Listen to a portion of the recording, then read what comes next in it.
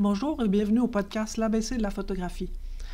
Pour avoir les notes de cours et pour pouvoir me contacter, je vous invite à aller sur ma page Facebook du même nom, L'ABC de la photographie. Aujourd'hui, on va voir comment réussir vos portraits comme un pro. Le portrait, c'est l'exercice le plus connu et pourtant l'un des plus difficiles en photographie. Réussir à mettre en valeur quelqu'un par l'image, ça n'est jamais évident.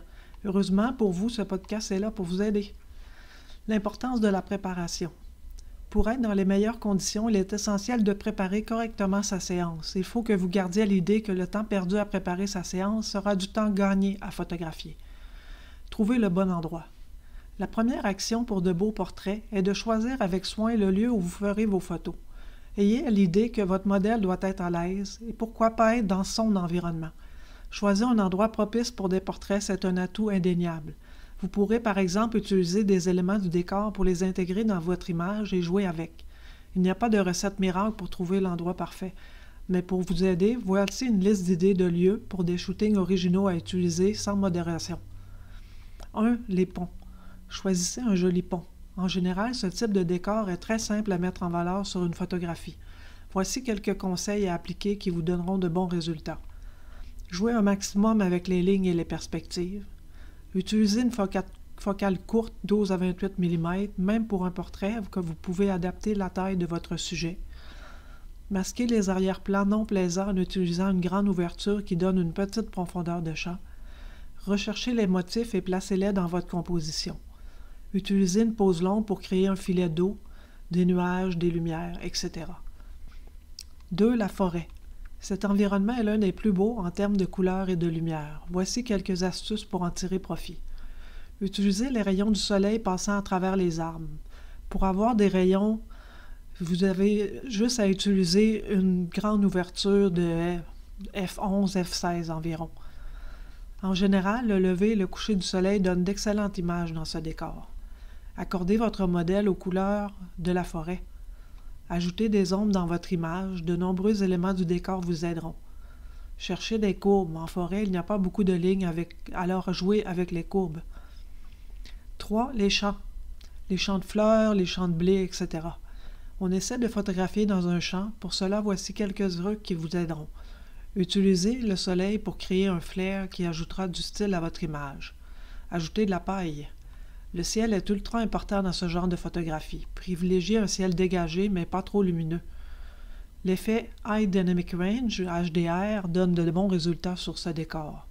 Les champs sont des décors assez vides. Profitez-en pour vous concentrer sur votre modèle et son attitude.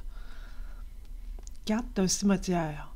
Vous vous dites sûrement, mais quelle idée, un cimetière, c'est bizarre.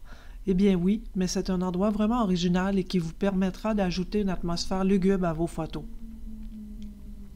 Mettez en scène votre modèle. Une décoration et un déguisement style Halloween iront parfaitement. Utilisez des gels de couleurs sur vos flashs pour ajouter une ambiance surréelle. Demandez l'autorisation et respectez les lieux. En lumière basse, privilégiez un objectif à grande ouverture, focale fixe, et montez l'ISO dans la limite du raisonnable. 5. La plage. Un décor classique mais toujours aussi efficace. Photographier la plage peut cependant vite devenir un piège pour les débutants. Vous devez faire attention à différents paramètres.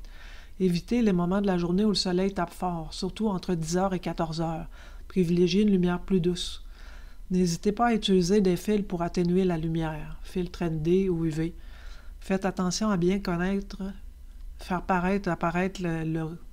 bien attention à bien faire apparaître l'horizon. Jouez avec votre flash pour remplir les ombres et éviter les contre-jours trop prononcés. Essayez le noir et blanc, ce décor s'y prête vraiment bien. 6. Un mur tagué ou peinturé. Pour les plus urbains des photographes, je recommande de choisir un mur classique avec des tags, des peintures et des inscriptions dessus. Ce genre de décor est parfait pour une photo mettant en scène un modèle en mode urbain. Pas toujours évident d'en trouver un près de chez soi, mais en tout cas le résultat sera intéressant. Privilégiez les graffitis colorés et propres si possible. Utilisez un flash à distance pour illuminer le mur et un flash sur votre modèle. Vous pouvez créer un contraste modèle de l'amour, mur tagué, c'est une technique originale. Évitez les tags trop fouillis, mieux vaut un beau graffiti que 12 petits gribouillés. Ici aussi, les gels de couleurs seront vos alliés. 7. Une rue pavée. Si vous habitez dans une charmante ville avec de vieux quartiers, alors profitez-en pour repérer une jolie rue pavée. Ici encore, vous avez l'occasion de vous créer de magnifiques images. Les reflets dus aux flaques d'eau sont les bienvenus dans votre image. Créez une perspective avec les lignes de la rue. Placez-vous au ras du sol pour un meilleur angle de vue. Utilisez une focale courte afin d'avoir une composition idéale. Un modèle en mouvement donnera du punch à votre photo. Huitièmement, les lieux abandonnés. Les lieux urbains abandonnés sont rares et très difficiles à trouver. Si vous arrivez à en découvrir et à photographier à l'intérieur, c'est tout simplement magique. L'accès à ce genre d'endroit est souvent illégal, alors préparez-vous à courir. Utilisez un trépied. La technique du HDR bracketing permet d'avoir des images étonnantes dans ces décors. Partagez avec d'autres passionnés vos lieux. Il existe de nombreux sites et forums pour cela. N'emportez pas trop de matériel avec vous et avisez votre modèle. Pensez à votre sécurité, évitez les chantiers dangereux et à moins que vous ne soyez un ninja, ne grimpez pas partout. Utilisez le bon matériel. La réussite d'un portrait tient aussi au matériel utilisé. Pour cela, privilégiez un objectif à focale fixe avec une bonne netteté et une grande ouverture. En général, un 50 mm ou un 85 mm feront l'affaire. Gardez à l'esprit qu'il vous faut une grande focale qui offrira un meilleur recul et limitera les déformations sur le visage de votre modèle. C'est pour cette raison que beaucoup de photographes utilisent des téléobjectifs pour leurs portraits. Mettre en valeur le sujet. Adaptez-vous un modèle un maximum à votre sujet et cherchez toujours à le mettre en valeur.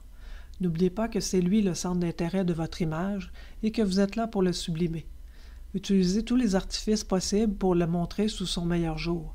Si la personne est de grande taille, ou bien plutôt ronde, essayez différents angles de vue pour avantager sa silhouette. Utilisez des éléments extérieurs. Prévoyez plusieurs tenues de couleurs différentes. Utilisez des accessoires comme des chapeaux, une écharpe, une veste. Ne vous limitez surtout pas. La pose s'impose. La pose du modèle est presque aussi importante que le modèle lui-même. Préparez une liste de poses à essayer. Repérez des positions intéressantes dans des magazines, des films, etc. Et n'hésitez pas à changer souvent de posture selon le type de personne que vous photographiez.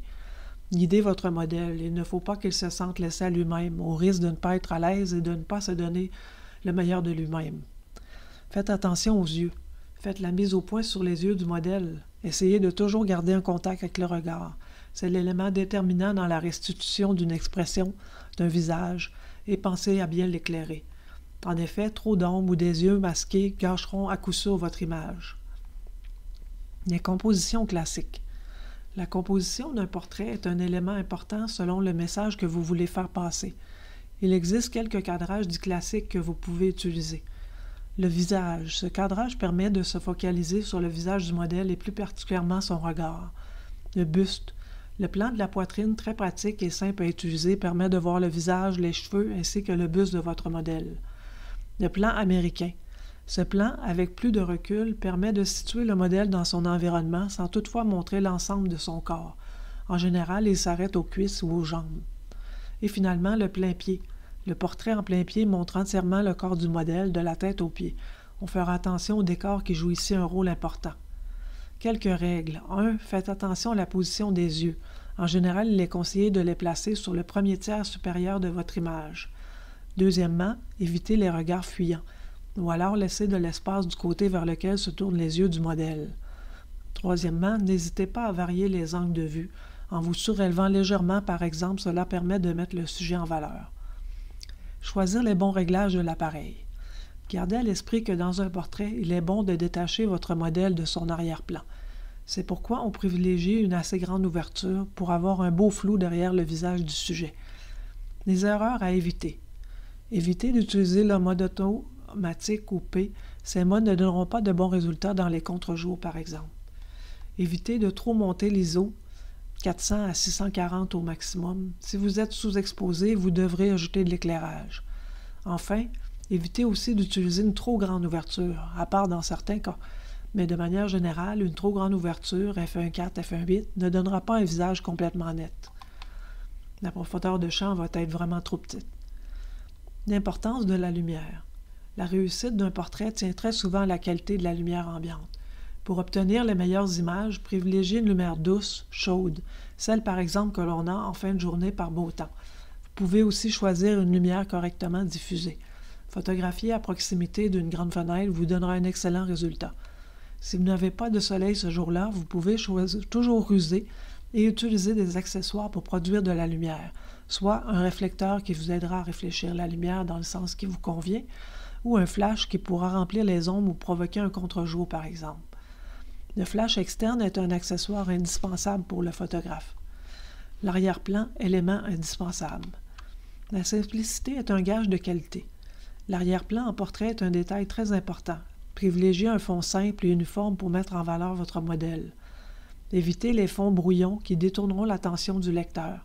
Essayez de nettoyer au maximum la scène en enlevant tous les objets parasites qui s'y trouvent. Quelques astuces pour augmenter la qualité de vos portraits. Essayez d'ajouter du contraste entre votre modèle et le fond. Utilisez des motifs discrets. Jouez avec les lignes pour créer de la perspective. Utilisez un flou sur une scène de nuit avec des éclairages éloignés. Finalement, soyez créatif. Un dernier conseil pour réussir tous ces portraits, c'est de ne jamais oublier l'originalité et d'essayer de se démarquer. Essayez d'avoir un maximum d'idées différentes et de tester de nouvelles choses.